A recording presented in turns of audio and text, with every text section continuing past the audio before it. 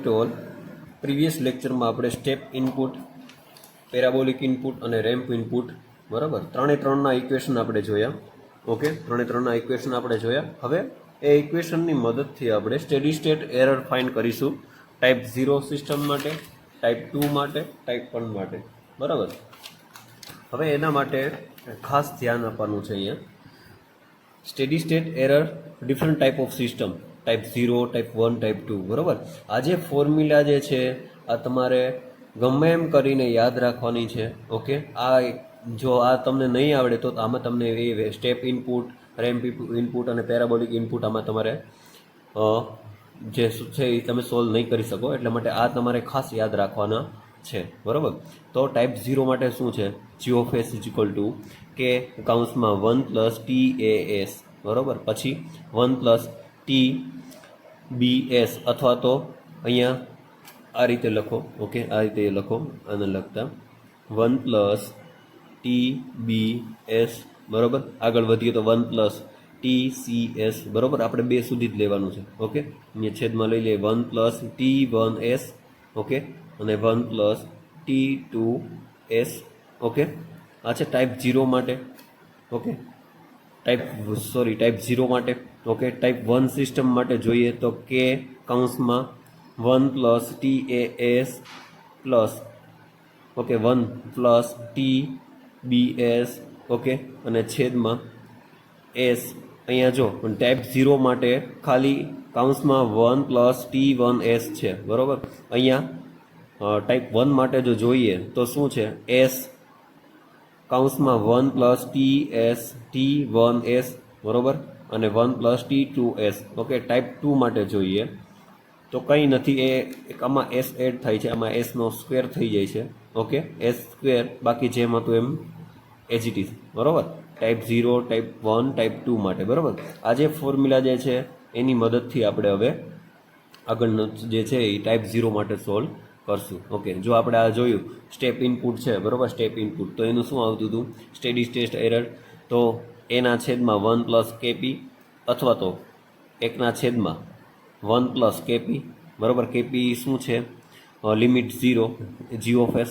Okay, પછી ramp signal જોયું, ramp input જોયું. ઓકે, એમાં શું આવતું હતું? એના છેદમાં કેવી, બરાબર, એટલે કે બીજું એને એમ પણ કહી શકાય કે 1ના છેદમાં કેવી, બરાબર. વેર કેવી જે છે કેવી, બરાબર, એ શું છે? લિમિટ 0, એસ એડ થઈ જાય અને જી ઓફ એસ.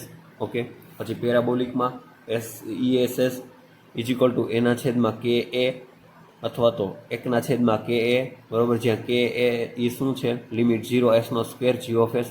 ઓકે, આ બધું હવે આપણે જોશું. ખાસ આ બધું છે જે છે એ તમારે યાદ રાખવાનું છે, બરાબર. જો ટાઈપ 0 સિસ્ટમ માટે જોઈએ તો ક્વેશ્ચન તમને એવો પૂછાય, એક્ઝામમાં તમને ક્વેશ્ચન એવો પૂછાય કે ડેરિવેશન ઓફ કેપી, કેવી અને કે એ ફોર ટાઈપ 0 સિસ્ટમ. આવો ક્વેશ્ચન તમને પૂછાશે એક્ઝામમાં, બરાબર. જ્યાં કેપી શું છે? સ્ટેપ, પછી આ છે એ રેમ્પ, અને આ પેરાબોલિક ઇનપુટ માટે, બરાબર. ટાઈપ 0 સિસ્ટમ આપણે કરવાની છે. તો standard open loop transfer function for type 0 system, okay, એ ગિવન છે આપણને. તો કેપી માટે હું લઉં, કેપી માટે તો જે આપણે ઇક્વેશન જોયું આવડવા, બરાબર, આ ફોર્મ્યુલા જે છે એ જ અહીંયા મૂકી દેવાનું, બરાબર. આ ફોર્મ્યુલા મૂકી દીધી, બરાબર. હવે કેપી જે છે કેપી, તો કેપીમાં શું હતું? સ્ટેપ ઇનપુટ, બરાબર. ત્યાં આપણે લિમિટ 0 મૂકવાની છે, બરાબર. KP is equal to limit 0, G of S. Okay, તો જો KP is equal to limit 0, G of S, H of S, જ્યાં એસની વેલ્યુ જે છે, બરાબર, એસની વેલ્યુ જે છે અહીંયા 0 મૂકતા, બરાબર. જ્યાં તમને એસની વેલ્યુ દેખાય ત્યાં તમારે 0 પુટ કરવાનું છે, બરાબર. તો G of S, H of S is equal to આની જગ્યાએ જ્યાં તમને એસ દેખાય ત્યાં તમે 0 મૂકવાનું છે, બરાબર. તો આ એમને મૂકી દીધું. ઓકે, તો કે અહીંયા એસ દેખાય છે તો ત્યાં 1 પ્લસ 0, ઓકે, 1 પ્લસ 0, અહીંયા 0 થઈ જાય. જો અહીંયા તમે 0 મૂકો, બરાબર, અહીંયા તમે 0 મૂકો તો આ ટર્મ આખી 0 થઈ જાય. તો અહીં લખ્યું 1 પ્લસ 0. ઓકે, સેમ વસ્તુ અહીંયા 1 પ્લસ 0 થઈ જશે, ના છેદમાં 1 પ્લસ અહીંયા 0 થઈ જશે, અહીંયા 0 થઈ જશે. ઓકે, તો ફાઇનલી શું મળશે? કે 1, અને અહીંયા 1 1 મલ્ટીપ્લાય થાય તો 1, તો ફાઇનલી તમને શું મળે કે. તો હવે મને કેપીની વેલ્યુ શું મળી કે. ઓકે, કેપીની વેલ્યુ શું મને મળે કે. ઓકે, હવે જે મારું સ્ટેપ ઇનપુટ હતું એ ઇક્વેશન આવડું આ હતું, બરાબર. આ હતું કે નહીં મારું ESS ઇઝ ઇક્વલ ટુ એના છેદમાં 1 પ્લસ કેપી. હવે આ કેપીની જગ્યાએ હું કે મૂકીશ, આ કેપીની જગ્યાએ હું કે મૂકીશ, બરાબર. તો શું આવે એના છેદમાં 1 પ્લસ કે અથવા તો 1 છેદમાં 1 પ્લસ કે. ઓકે, અહીંયા સુધી ક્લિયર? બહુ સિમ્પલ છે, બહુ સરળ છે, બરાબર. અહીંયા કેપીની વાત થઈ, સ્ટેપ ઇનપુટની વાત થઈ. એવી રીતે હવે આપણે જો કેવી લઈએ, બરાબર. કેવી, તો કેવીની ફોર્મ્યુલા આ, બરાબર. આ ફોર્મ્યુલાનો યુઝ કરીને આપણે સોલ્વ કરવાનું છે, બરાબર. તો G(h) આ જે ફોર્મ્યુલા મૂકી દીધી. હવે જ્યાં લિમિટ 0 મૂકવાની છે, બરાબર. લિમિટ 0 મૂકવાની છે. ઓકે, અને એનું જે છે એ ફોર્મ્યુલા શું હતી? S G(h) ઓકે, બરાબર. તો જ્યાં તમને S ઇઝિકલ ટુ S છે 0. ઓકે, હવે આ રેમ્પ ઇનપુટમાં શું થાય? તો S એડ થાય, S ડોટ G(h) બરાબર. ઓકે, હવે આમાં શું થાય છે કે S છે એ એડ થાય છે. ઓકે, તો આ ઇક્વેશનમાં હું G(h) મારું જે છે, બરાબર, એમાં હું S એડ કરીશ, બરાબર. S એડ કરતા, બરાબર, તો તમને આવી કંઈક વેલ્યુ મળે.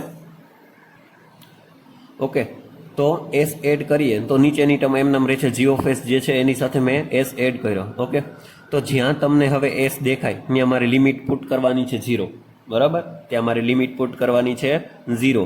તો કે અહીંયા S છે તો એ 0, બરાબર. આ ટર્મ છે એ 0, આ ટર્મ છે એ 0 થઈ જાય. ઓકે, તો આ જે છે, બરાબર, એ 1 મને મળે. આ મલ્ટિપ્લિકેશનમાં છે તો 1 થાય. ઓકે, તો આ 0 થઈ જાય. હવે જો આ 1, આ છે 1 અને આ છે 0, આની સાથે મલ્ટીપ્લાય થાય તો 0 થઈ જાય. તો ફાઇનલી આ બધું છે એ 0 સાથે મલ્ટીપ્લાય થાય તો બટ ઓબ્વિયસ 0 થઈ જશે. ઓકે, અને નીચે તમે છેદમાં જુઓ તો 1 અને 1 મલ્ટીપ્લાય થાય તો 1. ઓકે, તો 0 છેદમાં 1 એટલે કે ઇન્ફાઇનાઇટ વેલ્યુ મને મળે. તો રેમ્પ સિગ્નલની વેલ્યુ મને શું મળી? ઇન્ફાઇનાઇટ. ઓકે, તો ESS ઇઝ ઇક્વલ ટુ 1/0 એટલે કે ઇન્ફાઇનાઇટ વેલ્યુ મને મળી. ઓકે, હવે તો ESS જે છે મારું રેમ્પ સિગ્નલ જે છે એની ફોર્મ્યુલા શું હતી, એનું ઇક્વેશન શું હતું? તો એના છેદમાં કેવી અથવા તો 1/kV, બરાબર. એવી જ રીતે હું પેરાબોલિક ઇનપુટનું વાત કરું તો G(h) જે છે એ મારું ફોર્મ્યુલા આ છે, બરાબર. એમાં હું લિમિટ છે જે એ 0 એપ્લાય કરીશ. જો આ ફોર્મ્યુલા જે છે એમાં હું S² લાગશે. હવે શું કરવા? તો કે પેરાબોલિક છે. ઓકે, G(h) બરાબર. હવે જે આ મારી ફોર્મ્યુલા હતી એમાં હું S² હું એડ કરીશ, બરાબર. S² જે છે એ મલ્ટીપ્લાય થશે G(h) સાથે, બરાબર. G(h) સાથે આ મલ્ટીપ્લાય થશે, બરાબર. તો હવે મને જે આ વેલ્યુ જે છે, આ જે ફોર્મ્યુલા છે, બરાબર, એમાં એસની જે લિમિટ છે હું 0 પુટ કરીશ, બરાબર. તો એસની જે લિમિટ 0 પુટ કરતા, ઓકે, આ ટર્મ 0 થઈ જશે, આ 0 થઈ જાય, આ 0 થઈ જાય. ઓકે, તો ફાઇનલી 0 સાથે જો મલ્ટીપ્લાય થશે, બરાબર, તો 0/1 આવશે. ઓકે, તો મને વેલ્યુ કેવી મળશે? ઇન્ફાઇનાઇટ. તો finally ESS is equal two શું મળે? 1/k એ છે મારું જે ફોર્મ્યુલા ઇક્વેશન, બરાબર. અને આ જે બંને જે પેરાબોલિક અને રેમ્પ સિગ્નલ જે છે એની મને આઉટપુટમાં શું મળે? ફાઇનલી ઇન્ફાઇનાઇટ વેલ્યુ મળે. ઓકે, આ હતું તમારું ટાઈપ 0. ઓકે, હવે બીજી રીતે જો આપણે જોઈએ તો મને જો આની આ સ્ટેપ ઇનપુટની જો ઇક્વેશન મને ખબર હોય, સ્ટેપ ઇનપુટનું જો મને ઇક્વેશન ખબર હોય તો ડાયરેક્ટ હું કરી શકું. ડાયરેક્ટ જો S જે છે એ લિમિટ 0, બરાબર. હવે આ જે છે, બરાબર, એ તમારે આગળ મેં તમને વાત કરી હતી. ઓકે, ખાલી આ તમે મૂકો તોય ચાલે, બરાબર. કે આ જે ફોર્મ્યુલા છે કે કૌંસમાં 1+TAS/1+T1S. ઓકે, આ ફોર્મ્યુલા મૂકી દીધું. હવે ડાયરેક્ટ તમે KP ઇઝ ઇક્વલ ટુ શું થાય? કે જે આપણને ખબર છે, બરાબર. KP ઇઝ ઇક્વલ ટુ શું થાય? કે એ મને ખબર છે. હવે ડાયરેક્ટ આ જે છે 0, આમાં 0 પુટ કરું. ઓકે, આમાં જો 0 છે એ પુટ કરું તો શું મળે? અહીંયા 0 થઈ જાય. ઓકે, અને અહીંયા 0 થઈ જાય તો આ 1 અને અહીંયા નીચે છે એ 1. ઓકે, તો ફાઇનલી મને વેલ્યુ કેવી મળે કે, તો કેપી ઇઝ ઇક્વલ ટુ કે. ઓકે, જે આપણે ફાઇન કર્યું હતું. ઓકે, તો ડાયરેક્ટ આમાં હું પુટ કરી શકું વેલ્યુ આમાં, બરોબર. કેપીની જગ્યાએ કે મૂકી દઈએ તો ESS ઇઝ ઇક્વલ ટુ એના છેદમાં 1 પ્લસ કે, જ્યાં આ શું સૂચવે છે તો મેગ્નિટ્યુડ ઓફ એરર. ઓકે, આવી જ રીતે રેમ્પ સિગ્નલ, પેરાબોલિક સિગ્નલનું તમે ટાઈપ 0 સિસ્ટમ માટે તમે કરી શકો. આ હતી type 0 system. Okay, type 0 system આપણે જોઈએ. હવે એનું રિઝલ્ટ જોઈએ, બરોબર. હવે આ સિસ્ટમ હતી, આ એની ફોર્મ્યુલા હતી, બરોબર. આ સ્ટેપ ઇનપુટ માટે આપણે આ જોયું કે સ્ટેપ ઇનપુટ માટે મને આ ફાઇનલી મને જો વેલ્યુ પુટ કરું, કેપીની વેલ્યુ જો પુટ કરું તો મને ઇક્વેશનમાં ફાઇનલી મને શું મળે, આ મળે. તો ગ્રાફ દ્વારા આપણે સમજીએ, બરોબર. અહીંયા ઇનપુટ હોય, કંઈક ને કંઈક મેં ઇનપુટ આપણે સેટ કર્યું હોય, ફોર એક્ઝામ્પલ 5 ઇનપુટ સેટ કરેલું હોય, બરોબર. હવે મને અહીંયા એરર મળતી હતી, આ ફાઇનલ વેલ્યુ સુધી પહોંચતું નહોતું. ઓકે, આઉટપુટ સુધી અહીંયા સુધી પહોંચતું નહોતું, બરોબર.